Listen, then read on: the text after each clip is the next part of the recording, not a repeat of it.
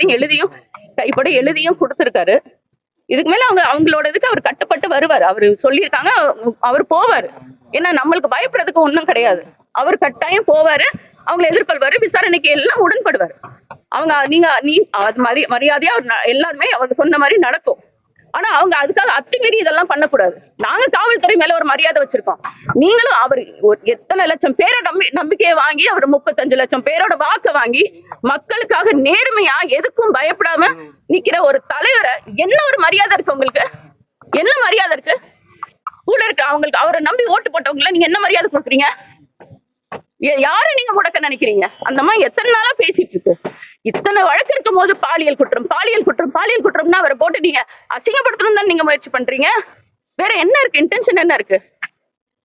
ஏற்கனவே 2 முறை எழுதி கொடுத்தாங்க, வழக்குல இருந்து வெளியே போய் எழுதி கொடுத்தாங்க, மீண்டும் அந்த வழக்கை புதுப்பிக்கிறாங்க. அதுதான் நீங்களே சொல்றீங்க. அதுல இவ்வளவு குழப்பம் இருக்கு. அவங்க விசாரிக்கட்டும், நேர்மையா விசாரிக்கட்டும். நம்மளும் அப்பீலுக்கு போயிருக்கோம். அவங்க நேர்மையா விசாரிச்சா என்ன நடக்குமோ நம்ம பார்ப்போம், நம்ம அதை செய்வோம். அவரும் அதுக்கெல்லாம் அவர் ஊர்ல இல்லன்றது அப்பவே அவர் சொல்லிட்டாரு. இவங்களாதான் இந்த தேதியை 27ஆம் தேதி கொடுங்க, நீங்க எழுதி கொடுங்கன்னு அவங்களாதான் சொல்றாங்க. நம்ம வழக்கறிஞர் போய் இன்னொட்டு அவங்க அடுத்த நாளே போடணும்னு என்ன இருக்கு? 2 வாரம் அவர் ஊர்ல இல்ல, தொடர் பயணம். அவர் எங்க ஓடி போயிட போறாருங்க?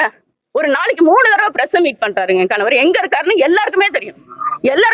இன்னைக்கு அண்ணன் இந்த ஊர்ல இருக்காராமே, அங்க இந்த ஊர்ல இருக்காரு போல இருக்கு. அங்க இருந்து பிரஸ் மீட் கொடுத்தாரு, எல்லாருக்குமே தெரியும். நீங்க என்ன எங்க ஓடியா போயிட போறாரு?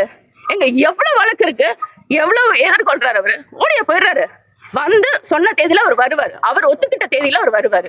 இன்னைக்கு ஒரு தேதி கொடுத்திருக்கீங்க, அது என்னன்னா அவர் பேசி முடிவெடுத்து அவங்க எல்லாம் பண்ணுவாங்க. நேற்று வழக்கறிஞரோட பேசுறீங்க, என்ன பண்ணாங்க? தவறா இல்ல, அது அவங்க சர்வ் பண்ணிட்டு போயிட்டாங்க.